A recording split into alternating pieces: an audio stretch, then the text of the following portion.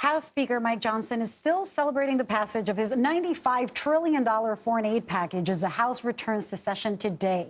But it's that bill that has him in hot water with some of the members of his own party. Yeah, a lot of them wanted more border security money. Last month, Republican Congresswoman Marjorie Taylor Greene introduced a motion to vacate the speakership because of those funds procured for Israel, Ukraine, and Taiwan. Only two other GOP lawmakers have joined in with her. For more, let's bring in CBS News congressional correspondent Nikole Killion.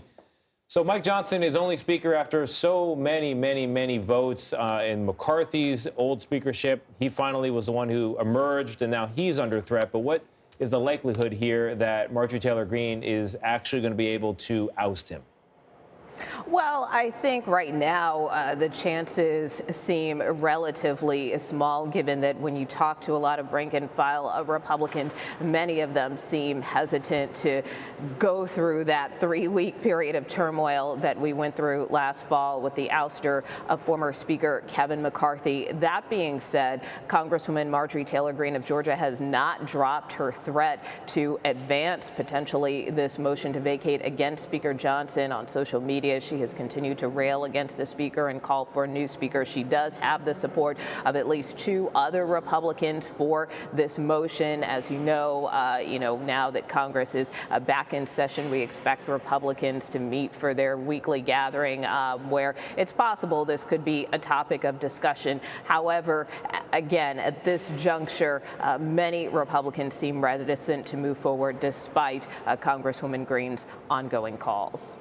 And Nikole, last week, Speaker Johnson was at Columbia University and Representatives Ilhan Omar and Alexandria Ocasio-Cortez both went to show their solidarity for the pro-Palestinian protesters there encamped. What's the latest? How are members of Congress reacting to the protests throughout the weekend?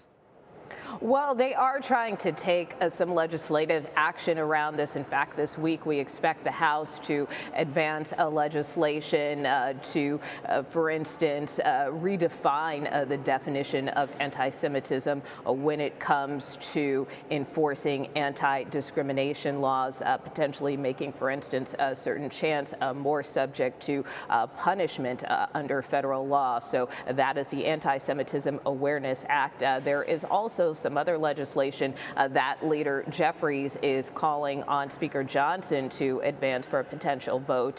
This is the bipartisan Countering Anti-Semitism Act, and this legislation, Leader Jeffries argues, would basically codify some of the executive actions that we have seen the Biden administration take around this issue by, for instance, setting up a national coordinator within the administration to work alongside a task force designed to combat anti-Semitism and also kind of increase the reporting that the administration does to Congress across federal agencies in terms of its work and efforts to combat anti-Semitism. So there is a push on the part of Leader Jeffries to advance that legislation, which does have bipartisan support. Whether or not a vote is eventually scheduled will be up to the Speaker, but it is just the latest example of members really trying to address this unrest that we have seen unfold on college campuses in recent weeks.